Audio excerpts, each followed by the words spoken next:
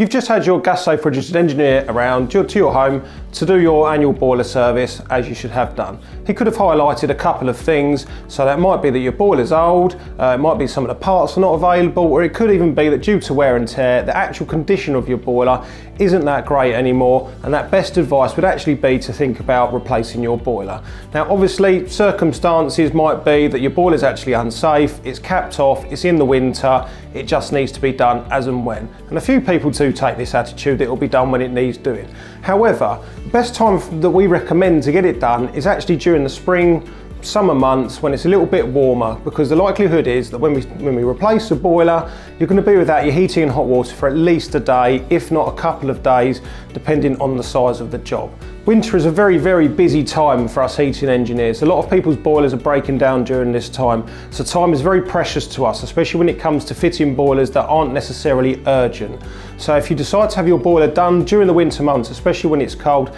be very wary of anyone that can get round within a day or two to do it. They've either got a very large team of people, which is great for you, but if they're not very busy during the winter, that suggests to us that maybe they're not as good a quality as you might think.